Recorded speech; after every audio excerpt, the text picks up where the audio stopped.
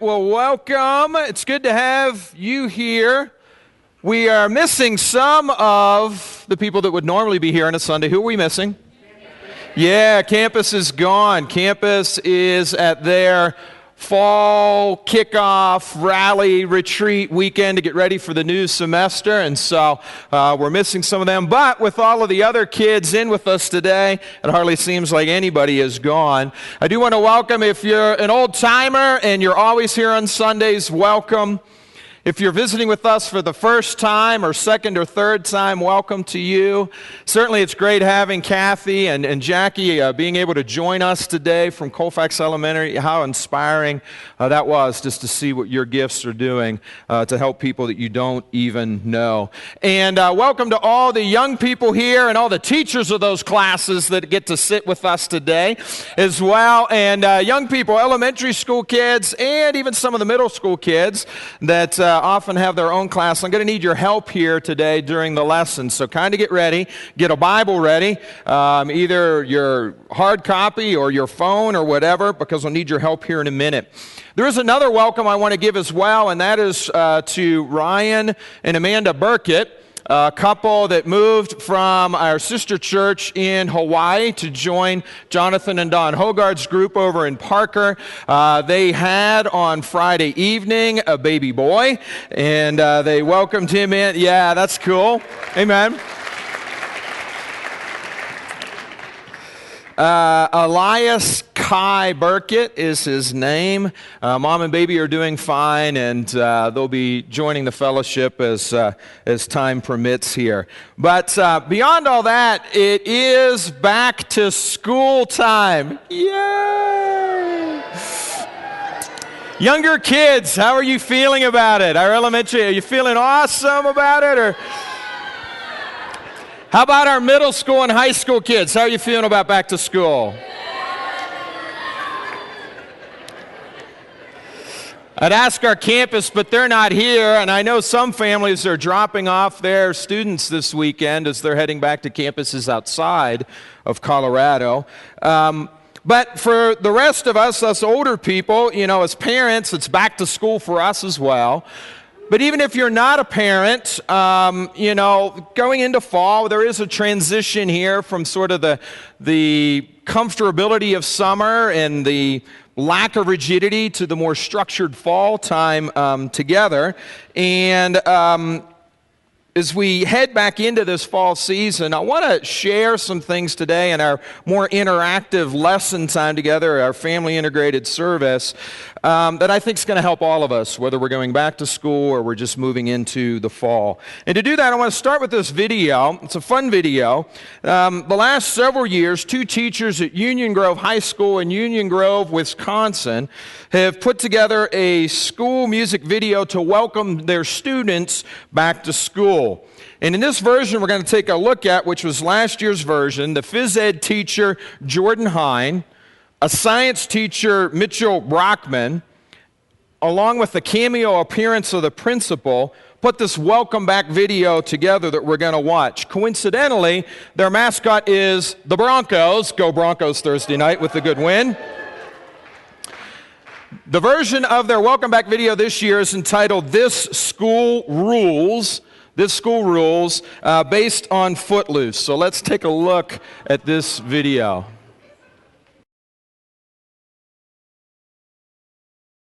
I want to go to that school. Fun teachers and a fun principal. But I know as we head back to school, not everybody's feeling that way about going back to school. Maybe you feel more like this.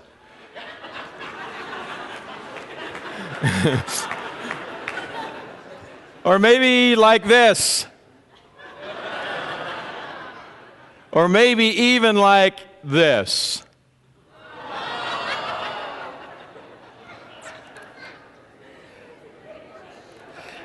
Regardless of how you're feeling, it can be a stressful time getting back to school. I was at a meet and greet at one of my kids' schools this past Monday, and a dad and a daughter were going at it with one another. And the dad very sternly told his daughter, they were arguing over her phone. He's like, put the phone down right here. And she's like, He's like, put the phone down right here. She's like, And he's like, last time, right, put the phone down. And then he grabbed the phone, and like this brawl broke out at our meet and greet. I'm like, come on, man, it's day one. Like, lighten up a little bit. Oh, my. But we do need to get ready for the fall. And I want to, because it's the Olympic season right now as well, I'm like, okay, well, how can we tie maybe the Olympics with getting ready to go back to school and getting ready for fall and what have you? As you know, the Olympics this year is in Rio de Janeiro, right, in Brazil. What number of modern-day Olympics is it? Which one is it? What number? 31. Tradition, of course, dates back to ancient Greece, 8th century BC. And like many of you, I've been watching the Olympics, and the Olympics have been interfering with my beauty sleep as I've been staying up late, much later than I should be staying up, right? But for you, who's been the most inspiring person or group of the Olympics so far, and why? It's Michael Phelps, right? Setting all kinds of records that'll probably never be set. Who else? Simone Biles for the women's gymnastics team. There's another Simone, too. How about Simone Manuel, right? So our two Simone. Who else? Who? Ledecky, another women's swimmer. Who? Gabby Douglas or anybody else on the women's team?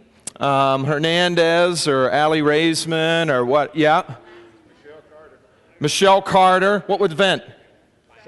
Shot put. Okay, yeah, they're finally starting some of the track and field events. They're getting rolling now this upcoming week. So lots of things to celebrate and people to be inspired by. And honestly, athletic metaphors litter the Bible, right?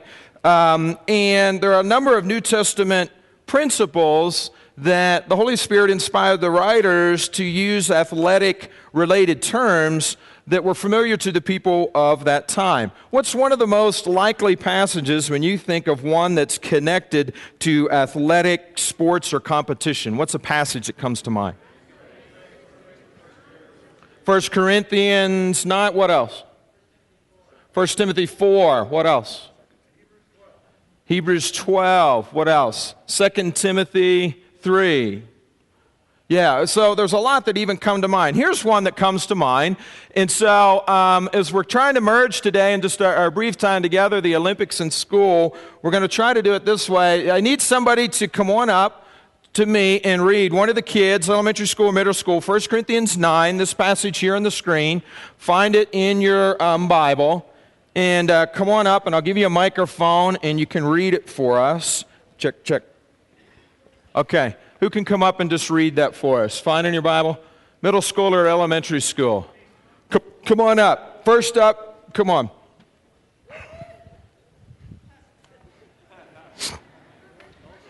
Maybe I can pass it back. Would that be better? You got this. You can just stand right here. Awesome. Go for it.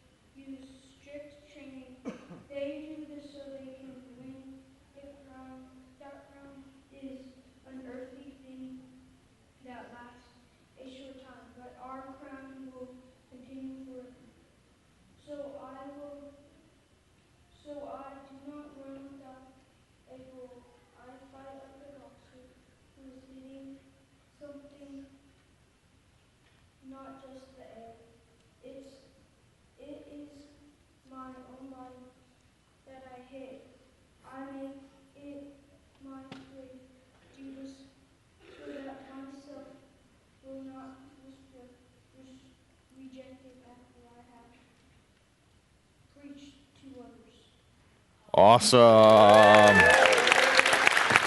Great job. All right, so what are some of the athletic terms in that passage he just read?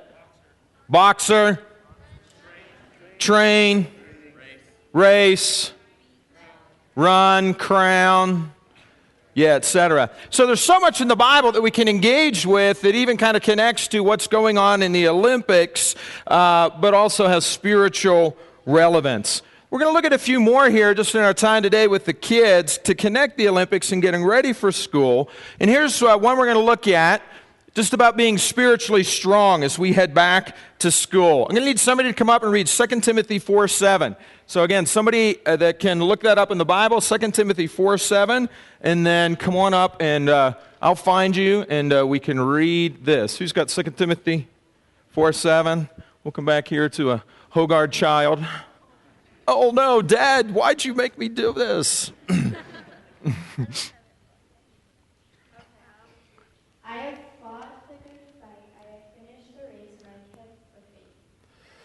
Okay, awesome.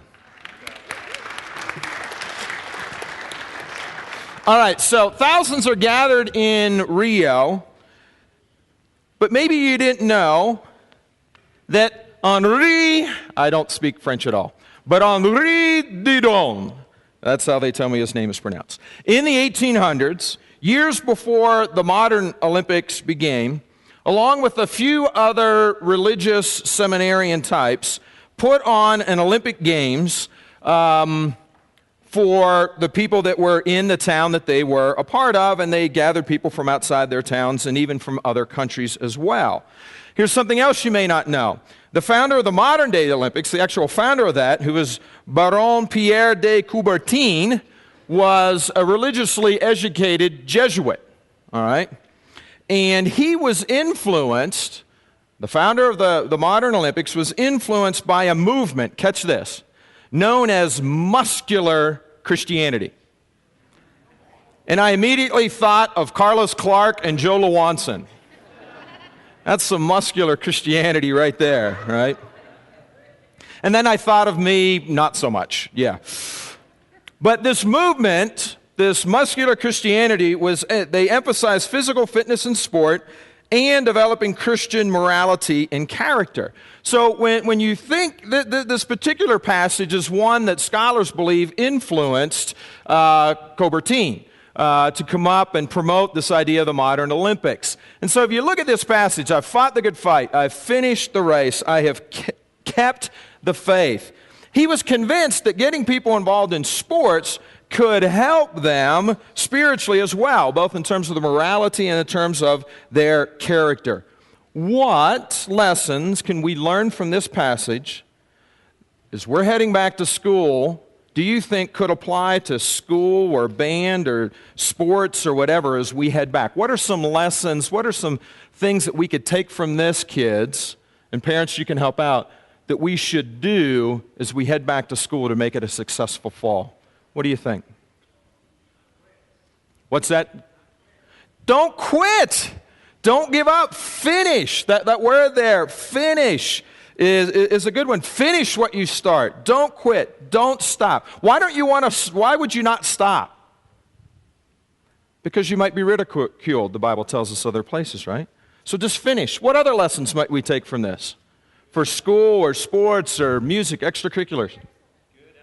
Be excellent. Okay, let's just take the word good. Just do it well. Whatever you do, just do it good.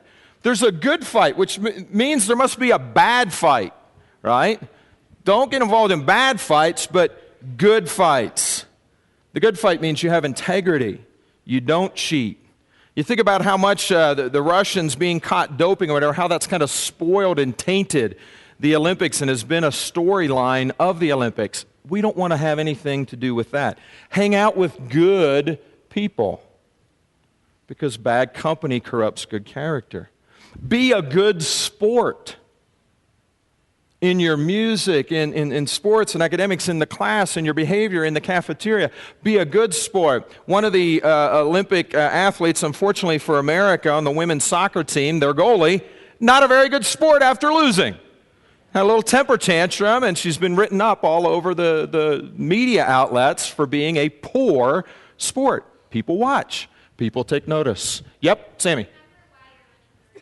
Remember why you're running the race. That's awesome. Yeah, what are you doing it for? And what's the answer to that question? so you can get to heaven. Yeah, there's an ultimate prize of heaven that's way more important than any physical grade or prize or award or accolade that you're going to get, right?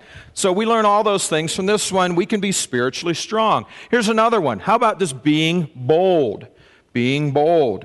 The first thing that athletes and visitors saw as they were flying or are flying into Rio is this. It's absolutely stunning and beautiful. The harbor area, the ocean, the mountains. But the first thing they see, you can't miss it, is that statue. What's that statue called? Christ the Redeemer, right?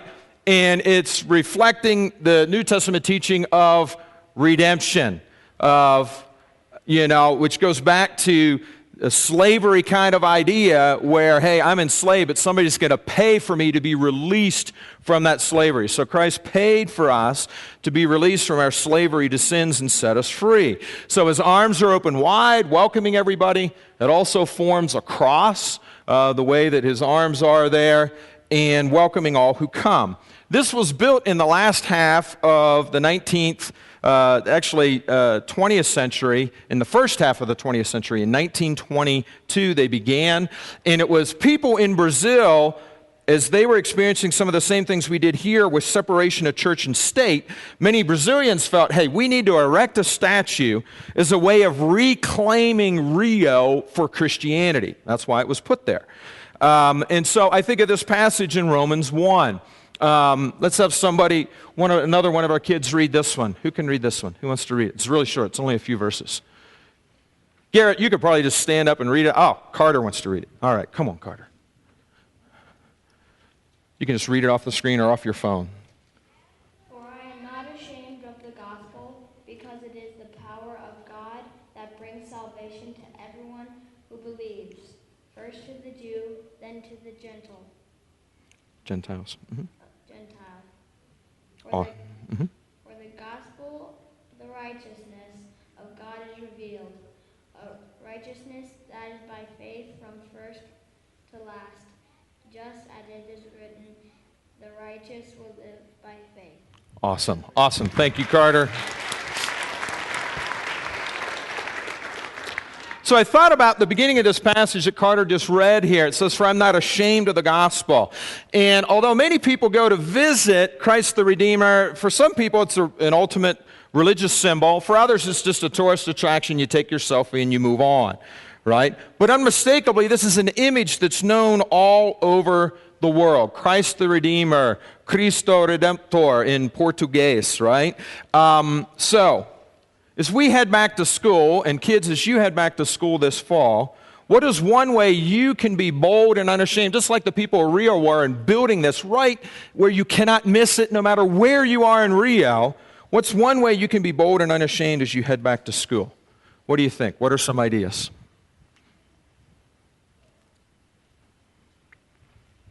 Parents, you can help out the kids too. Be the light. Okay. Uh-huh. Reach out to your friends and Bring them to church. And bring them to church. Yes, reach out to your friends and bring them to church. You can invite them to church. Okay, yeah, invite them to church. Everybody's thinking the same thing. What else can we do? Uh-huh. I'll come get you. What do you think? Be a leader, not a follower. Okay. Yeah, be a leader. We're going to talk about following here as we wrap up. What else? What are some other ideas? How can you be bold? Oh, I'm sorry. All the way. You just pass this down, Cindy?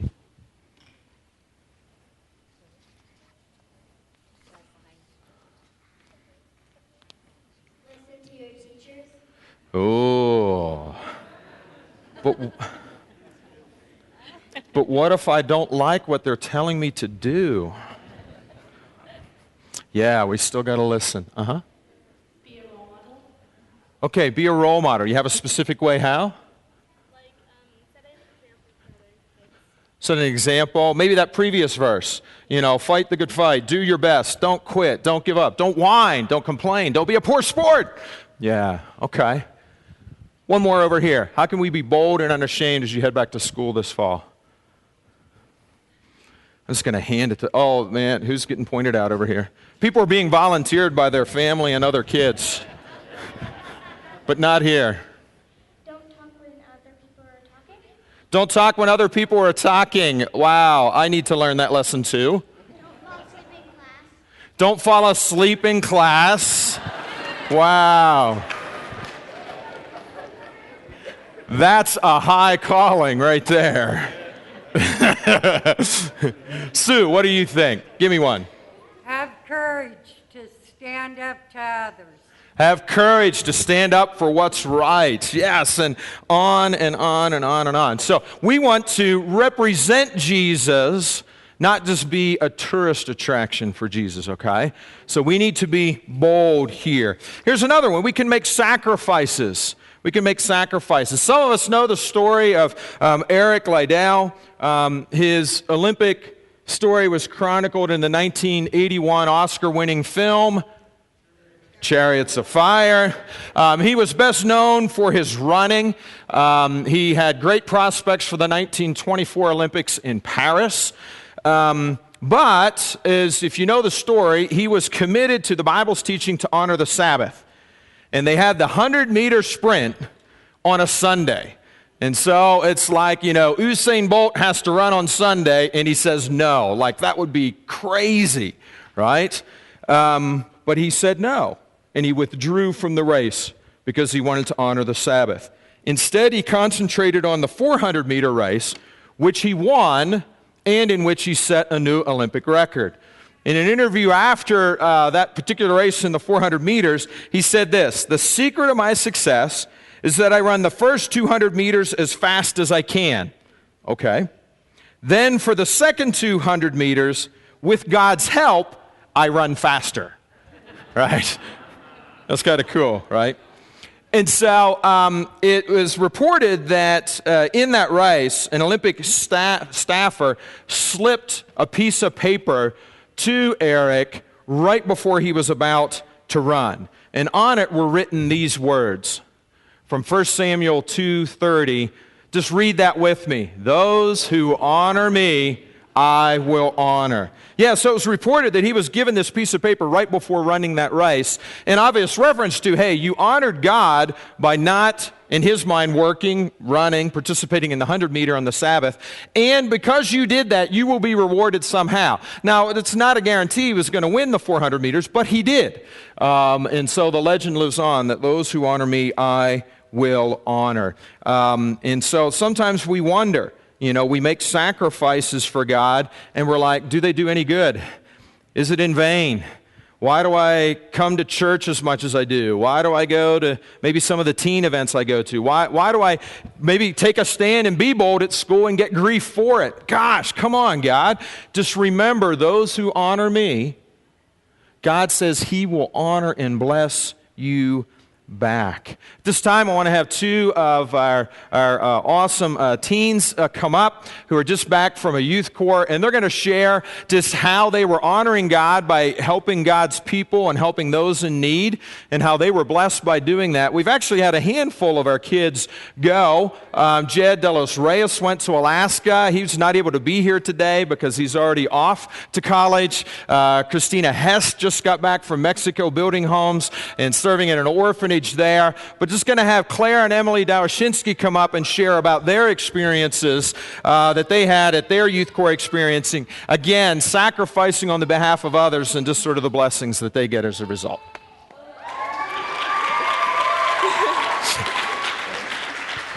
Hi, my name is Claire Dawashinsky, and I went to the Hope Youth Corps in Hawaii with my sister, Emily. Throughout that trip, I was taught a lot from different teen leaders and different teens. But when I went to the Waimanalo Transitional Shelter, those children taught me lessons I don't think I'll ever forget. We were at this shelter for about 3 days, hanging out with the kids from like ages 1 to 17. Their parents would go out with this time and find a job so that they can support their families when we leave. On the last day there, I received my mentee, AJ. AJ was this ball of energy, and I'm not using that term lightly because at one point he made me run with him on a skateboard for like 500 feet, turn around, run back, and then do that over and over again for like 30 minutes. It was really fun, but I asked him if he wanted to take a water break in that time, and he was like, no, I'm feeling good. I was like, okay. I don't think his smile ever faded throughout that whole time we were hanging out. The way he would create friends with strangers surrounding him was amazing. Everyone seemed to be drawn to him because of how welcoming and warm he was. I don't think I can ever forget the perseverance he had to make everyone around him happy. He was definitely a light in his family's life and definitely became a light in mine. AJ and his family barely had a bed and enough food to survive, yet their spirits were so high and hopeful. They truly made the most out of everything. And in Ephesians 5:16, it says, make the most out of every opportunity because the days are evil. I think sometimes we get caught up in the little things that don't necessarily matter in the end, and we truly need to be like children, hopeful and humble. Hope Youth Corps truly changed my mindset and taught me always to have a positive outlook on life and God. Thank you.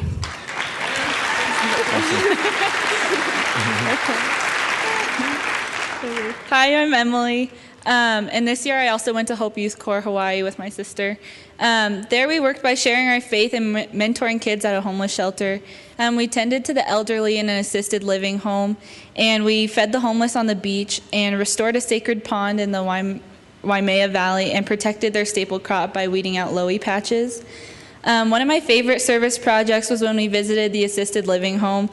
At first I was afraid to be outgoing and outside of myself because old people kind of intimidate me.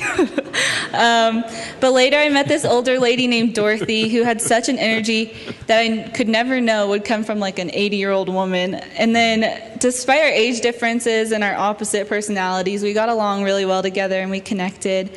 Her sarcasm and smile brought a joy to everyone she interacted with and to our whole bingo group. And she was also so generous. Every time she won a prize, she offered it to me, and I must have had like 7 packs of trail mix. Unless a toothbrush came around, because she snatched those up really quickly, and she was like, I want my smile to be as bright as yours. Yeah, she wouldn't let me leave, and she was like, oh yeah, I have an extra bedroom in my house, and you can come stay with me, and I'll introduce you to my doll, Charlie. And I think what we often don't realize is that when we have the intention to give, we can sometimes leave with so much more, because instead God blesses us and gives us something we don't even need. And for me, that was an unexpected friend. One of the lessons we learned during Hope Youth Corps was about religion in its purest form. And in James 1:27 it says, religion that God our Father accepts as pure and faultless is this, to look after orphans and widows in their distress and to keep oneself from being polluted by the world. Practicing religion the way God intended it to be in its purest form was something I'd never experienced before. Serving nature, his creations, and his children allowed me to see God and connect with him on the purest level where it feels like you can see his plan so clearly and exist with him without any distractions. Awesome. Thank you, Claire. Thanks, Emily. Awesome. You can already see how they've been impacted and just blessed by that time. And I know many of you as well have experienced and lived this where you honor and sacrifice or serve others and you get blessed in return. I want to just acknowledge a few of our leaders. We're going to have our leadership workshop, as you've been hearing about here very, very shortly. Our food's already arriving, and we're going to be heading there momentarily, all those in the leadership workshop. But I do want to thank what our small group leaders and our deacons and our service team leaders do day in, day out, week in, week out, month and year in, year out is really nothing short of extraordinary. And these faithful leaders, we have so many faithful leaders that are returning to this workshop for sort of another tour of duty this upcoming year and adventure. And I just want to thank them for leading, serving, loving, sacrificing, and inspiring so many and taking care of so many of us who were here, who just still believe in Jesus, and walking with him is just the best thing possible, and doing that with a small group of people. But we have some new leaders that I wanted to let you know about, as well as we have some new leaders stepping up that aren't just doing like a small group, but they're actually starting some new ministries, and I want to share those with you. But first of all, those stepping up to lead a family group, maybe for the first time or maybe after having taken a break, I just want to read some. Drake and Rebecca Wallish, Joe and Lisa Mason, Joe and Lindsay Hose, Julie Garrett, Marina Aragon, Alan B. Murillo, Wade and Debbie Cook are going to be partnering with the Murillos. Steve and Tina Dean, Renzo and Milu Manaya are going to be starting a Spanish ministry right here in the Southeast. Elaine Brimage is leading a group of mature single sisters, and more. I know I didn't get everybody there. But also, in addition to that, Mike and Meredith Holguin are going to begin working with some of our young families, along with Armando and Marcella. We have Jim and Marlene Hess. They're going to be working with our young marrieds in the region. We have Matt and Holly Kuchar. They're going to be working and helping to shepherd the singles Bible talk and the singles in our region here. Larry and Christy Burton are working as campus shepherds, and more and more and more. We just have people stepping up. And I just want to say thank you for honoring God by serving his people and making those sacrifices. And I know that you will be honored and blessed in return for doing so. Last thing for us, and then we're going to be dismissed. Last idea today for our kids heading back to school. Don't blindly follow the crowd. Okay? Don't blindly follow the crowd. My son Grant yesterday told me this funny joke. And I'm like, where'd you find that? And he's like, well, it's on 50 Amazing Facts to Blow Your Mind. I'm like, okay. And he's like, but there are many episodes. And in fact, it's episode 47 of 50 Amazing Facts to Blow Your Mind. I didn't know there were that many amazing facts, that you could have 47 and even more episodes. So he said, go to 50 Amazing Facts, episode 47, number 8. And so I want to show you here, this is a funny story about Mark Spitz. How many of us remember Mark Spitz? Yeah, decorated U.S. swimmer. So listen closely here to this quick little tidbit you probably didn't know. Mark Spitz, 9-time Olympic champion, jokingly told the Russian swim team coach in 1972 that his mustache increased his speed in the water, deflecting water away from his mouth. The next year, every Russian swimmer was sporting a mustache. Did you get that? So the year he won all his medals, in an interview, he told it was a joke. He's like, what's the secret to your success, Mark? Well, it's my mustache, and it deflects the water, and I can go faster. So literally every member of the Russians men's Olympic team sported a mustache for the following Olympics, thinking that would somehow help them. They fell for the joke. It had nothing to do with his speed. In fact, it probably slowed them down, didn't speed them up with the extra resistance there, right? And not only that, but they were probably pretty silly looking as well. That's what happens if we just blindly follow the crowd. You don't want to fall for anything just because the crowd's doing it, just because you think it'll make you a little more cool, give you a little bit more competitive advantage. You don't want to blindly follow the crowd. How many people here could say, blindly following the crowd, I can give you a story where that led to a bad end? Yeah. We can't share it all right now, but that would not be encouraging for young ears. But you don't blindly follow the crowd because you both fall into the pit, right? Or the ditch, as this passage says. Instead, this fall, kids, I'll leave you with this thought. 1 Timothy 4:8, for physical training is of some value, but godliness has value for all things. I know some of you have done some physical training. Probably one of the most important aspects of physical training is simply consistency. You don't become a great athlete overnight. You don't become a super smart student overnight.